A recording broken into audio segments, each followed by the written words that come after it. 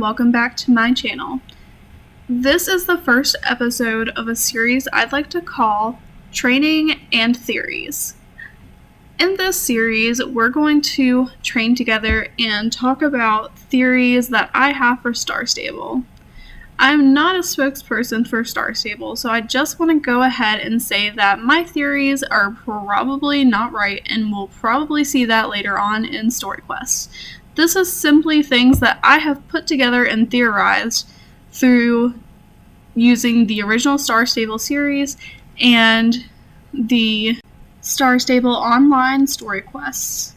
So let's get started with our first theory. Why isn't Herman active around Jorvik stables anymore?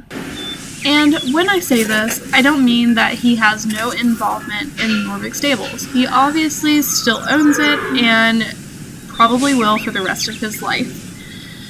I mean, we don't see Herman at Jorvik stables. He is at Valedale standing with Syntax. After our main storyline quest, we can see that Herman is heavily involved with Chill. And this is taking him away from Jorvik stables, and that's probably why we don't really see him there anymore. He's probably so involved with what's going on at Observatory 12 and Mrs. X that it's kind of taking him away from Jorvik stables. So he's not really able to concentrate on Jorvik stables as much as he wants to, but he has some great people taking care of the stables for him. Hopefully he'll return soon in future story quests, but we'll see. The hardest part about making this video was trying to get all of Jorvik inside of this video. It's not possible, and I missed quite a bit of things. However, I'm going to try to revisit some of these things in later series. But the biggest aspects were parts of the Harvest Countries that I wanted to cover because they do lead to some main story quest theories. So one has to do with Observatory X and a place called Hillcrest. And later on in the video, we will talk about Hillcrest. And you might be thinking, do you mean New Hillcrest? No, I don't, because you have to have a Hillcrest to have a New Hillcrest. So our next theory is about horse care, which you see me doing here. So why does the caring trait exist for our character? It doesn't do anything. Well, that may be true for our modern day character, but for our old character it did matter, because we had to take care of our horse consistently and make it happy. As you can see, I'm buying food and hay, and I have to have a grooming bucket and water on me at all times. And as I ride around Jorvik, my horse's happiness, cleanliness, thirstiness, hungriness, and happiness or energy will go down as I ride throughout Jorvik. And also, I can add skill points to my player to increase my carrying ability, riding ability, control ability, and jumping ability. This was useful back in the day when your horse would decrease in health or it would decrease in its healthiness as you rode through the game. So as you can see here, Jorvik stables isn't really quite the same, and actually this isn't really even related to a theory at all. I just think this view that you're about to see is very beautiful. Also, you can get jumped by characters, and if you run into them too hard, you can receive damage. However, in Star Stable Online, you can just cruise right through characters now. So this part of Jorvik is really beautiful, and I actually wish that they had kept this cliff scene when they moved it into Star Stable Online. It's super pretty, even though the giant rock might not make any sense. So there is something about Jorvik stables that won't make sense, and you'll see later. Theory 3. Map distortion. Where's most of Jorvik? Well, you'll see a lot of map distortion here in this video, and that's because it was an old video, or this is an old game. As you can see, there is no Sunfield Farm at all. This is the Jorvik Arena, where we all have come to love dressage. And also, as you see me riding around here, there is no like flat area where the GED construction guys are and things like that. Also, in just a second, you'll catch a glimpse of what is now Cape West Fishing Village. And you can see the lighthouse there in the corner, and we'll see later the part of Cape West Fishing Village. But anyways, that is all that Jorvik Arena has to offer. It's not really as big as the modern day arena is, but it's still very similar to what it looks like now. So now we're going to talk about Paddock Island. As you can tell running up to it, that something is wrong. There are no buildings at all. So where are the people that live there? Where are the Jarlsons? And also, there's no Broken Tooth Island. Where is Broken Tooth Island? I don't know. But we see that Broken Tooth Island does play a crucial part in the storyline. In the recent Halloween events, we saw that it is where Galliver Thompson's horse was stabled when it burnt down. But you can see why Paddock Island got the name Paddock Island, because, well, there's a paddock taking up the entire island. Also, that is Linda, and there is no meteor with her. I don't know who that random horse is, but there he is. I can't really give you an answer as to why Linda doesn't have her soul horse other than he just hasn't met her yet. And that is all I can really theorize, is that they just haven't met quite yet, and they haven't discovered their soul riders. So now we're going to talk about Jarlheim and map distortion. So, as you can see, yeah, something large is missing, and that's Jarlheim. Jarlheim doesn't exist at all, and it kind of pokes holes in the storyline for Star Stable, because Jarlheim was built in the time of Jon Jarlsson,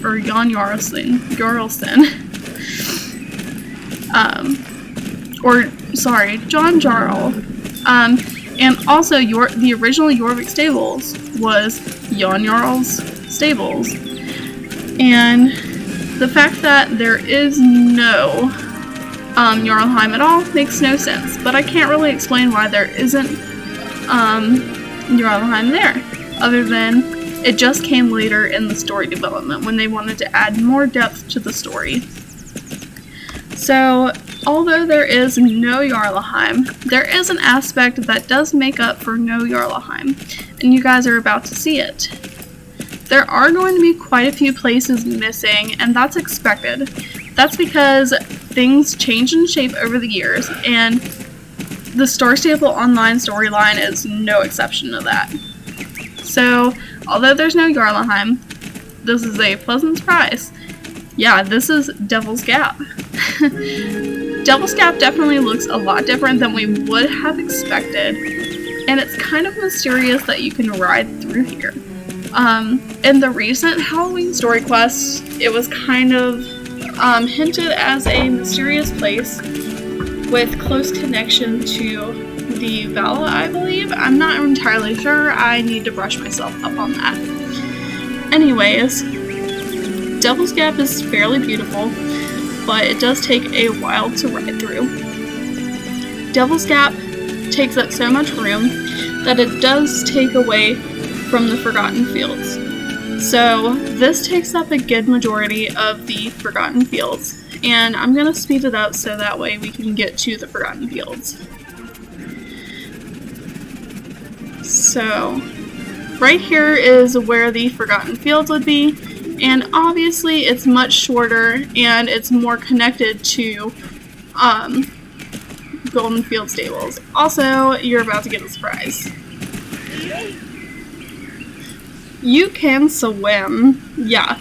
I wish that is something that they had kept in the original Star Stable Online, but I can see why they didn't. because people would be more likely to swim into areas that they're not supposed to go to. Also, shockingly, Scarecrow Hill still exists. It's less gloomy and less dark, and it's kind of weird that it's there because it doesn't really have any importance to the Star Stable. At least this game. It has no importance to this game. It's kind of just there. But yeah. Funnily enough, you'll get a little surprise when we get to the top of the hill here. As most of you remember, there was the Golden Apple storyline quest, and there it is, the Golden Apple. It's very tempting to just go and take it, but we've already taken it with our character in Star Stable Online, so it's no longer hanging on the tree. Anyways, while there's Cape West Fishing Village, you can obviously see that there's a lot missing there. There isn't even a village. Also, you can see that it's flatland over there, and there's no, like, hilly atmosphere. There's no deep cave where Emma has her cross-country track and stuff like that. It's very different.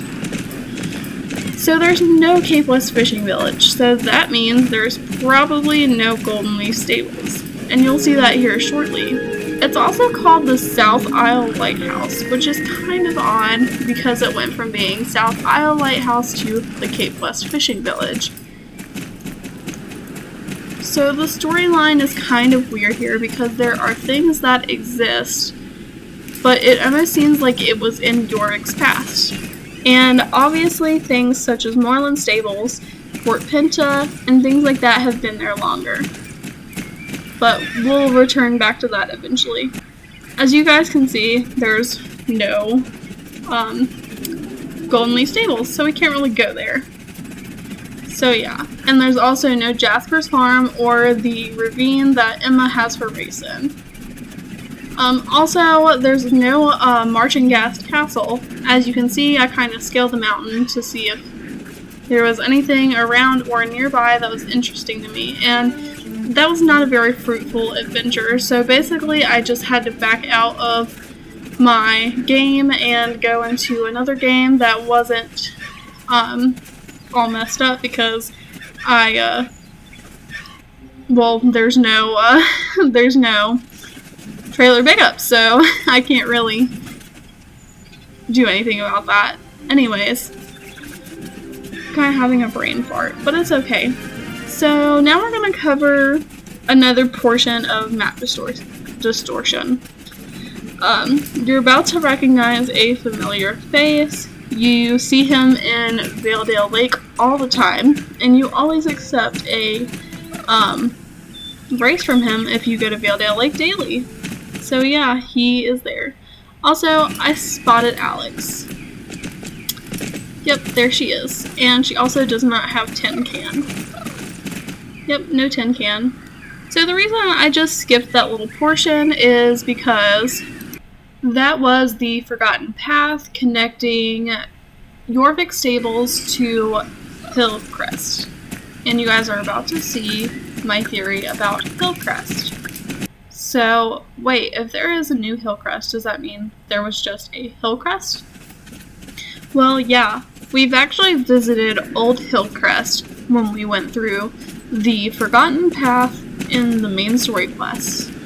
As you guys are about to see, I discovered Hillcrest. The only reason it's called Old Hillcrest is because GED got a hold of it and tore it to the ground. So it almost makes me wonder what is behind the wall that GED has built that we don't have access to. It's kind of weird that we have restricted access, and it's almost like GED is working on something very secretive behind that wall. And whatever it was, it replaced all of this town.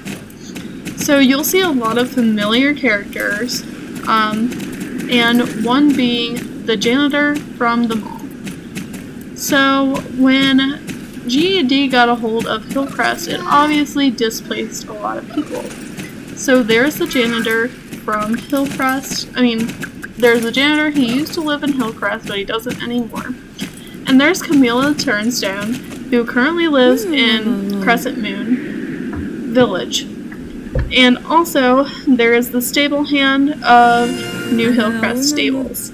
You see her in this game as well. She was the old manager. Well, actually, I can't even tell you if it is the old manager or the current manager of New Hillcrest Stables. It just looks very similar to her. But then again, a lot of the stable girls looked very similar in the old games. So it was really hard to tell them apart. So while the Star Stable 1 game doesn't really do me justice as far as storyline quests, it can help me theorize how the old Star Stable related to the modern day Star Stable, so I can make assumptions on how the storyline might progress. As I've said, it's not going to be entirely accurate, so take everything I say with a grain of sand. I know off the top of my head quite a few things about Star Stable, but I can't remember everything. I've been playing for years now, and of course I'm going to forget things because I haven't replayed the story quests. It's the first time. So things could have changed, and the story quest line could be a lot different. So in this fast forward right here, I'm currently riding on the South Hoof Peninsula. It looks a lot different, and well, it's just not like the Fort Pinta. It's not the South Hoof vibe that we get every time that we visit South Hoof. It does have a beach, but it's just not the same. But anyways, you guys can continue to watch this little speed through of me playing the game. You will see that I discover Valedale and what Wildwoods looked like in 2010 when they developed this game. While I wish that the Star Stable series would provide more insight on the modern day storyline quests, we can only make assumptions about what it might be like in the future from the storyline quests. So hopefully I can make more of these and you guys will enjoy them. But for now, my brain is kind of fried because this was a lot to process, and I probably should have written it all down. Because, well, it's a lot to remember, and there's a lot of things that I can't remember, such as names of NPCs and people that I had met in the past. I honestly just accept quests and roll on. I couldn't even tell you the name of the stable hand at Jorvik Stables.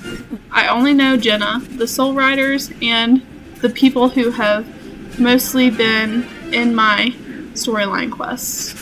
But anyways, I hope you guys enjoyed this video, and I hope that you stick around for future series. As you can see, I kind of warped back to Hillcrest there.